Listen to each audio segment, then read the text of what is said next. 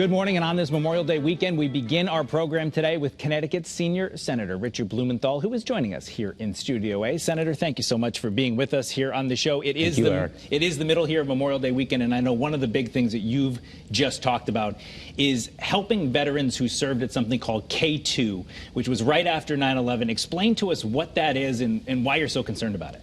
K2 was a base that we used during the Afghanistan wars for a period of time, several years, in Uzbekistan. It was a former Soviet base, and it was filled with contaminants, not only oil and grease and other pollutants, but also nuclear waste that was radioactive. And so at a very high level, some of those veterans are now suffering from cancer and other disease that resulted from that contamination. So as part of the PAC Act, which provided relief in general to veterans suffering from exposure to burn pits and other toxic chemicals, we included the K2 veterans, and we need now to have the VA give essential information so that they have real access to health care and benefits. And there is a lawsuit going on that you're involved with, but also you did get a commitment at a hearing that's something that's going to be forthcoming, right?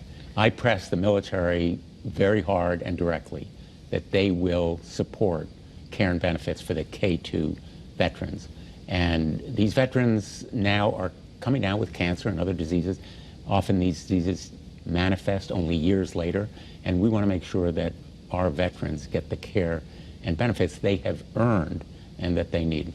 Another big topic you've talked about recently is artificial intelligence. We've all talked about it. We've talked about it on this show a number of times. And you started a news conference recently with an artificial intelligence rendering of your own voice.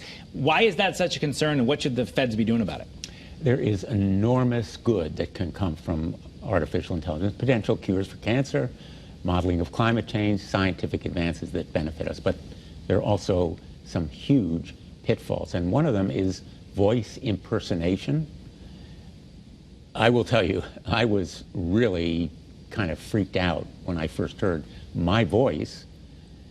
I had no idea what it was going to say, but it was exactly like my voice because it was taken from speeches I made on the floor of the United States Senate. And the content was put together by ChatGPT, one of these AI algorithms.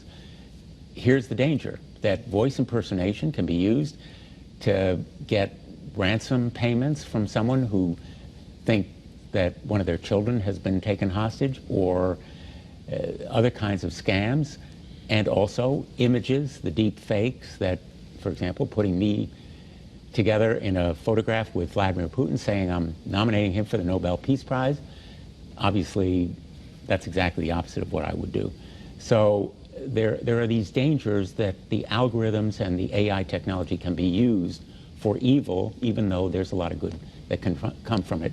And the hearing that we held established that the industry itself thinks we need some guardrails and safeguards, disclosure, transparency, accountability, holding the companies responsible, and of course some places where it shouldn't be at all.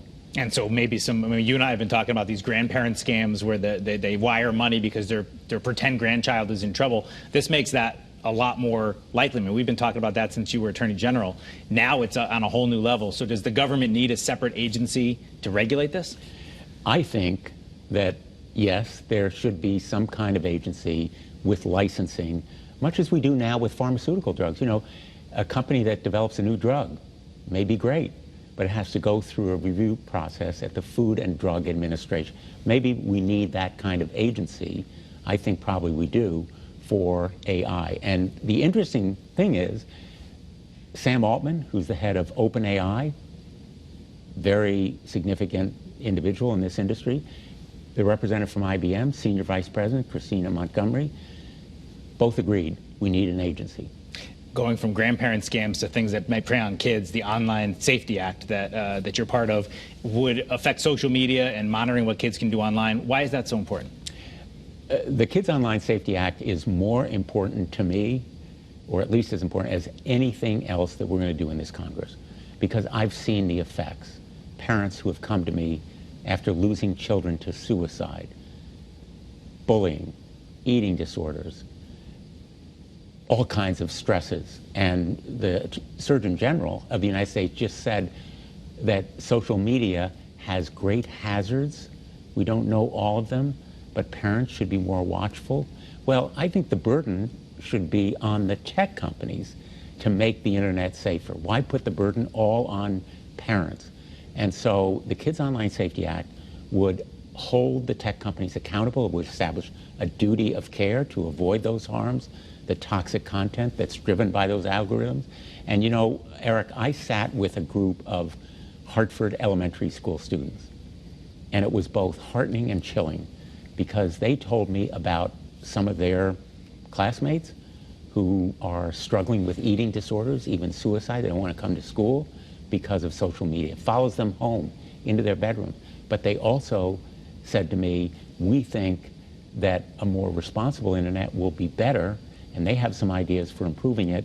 And I said to them, we need you to come down and talk to my colleagues because we need the Internet Safety Act so that we stop the algorithms and give you, students, choices so you don't have to be part of those algorithms that drive the toxic content. Another big talker over the last few months in Washington has been these allegations of undue influence of the Supreme Court. As someone who's spent his career in the legal world, what's your take on that, and what can be done? Obviously, the independence of the court is important, but should there be reform? Should there be more monitoring? Should there be oversight? The Supreme Court of the United States is the only agency in the federal government that has no code of ethics. None. All the other judges, federal judges, have a code of ethics. I operate under a code of ethics. So does the executive branch generally. There are inspector generals who enforce those ethical principles. The Supreme Court thinks it's accountable to no one. Well, they're wrong.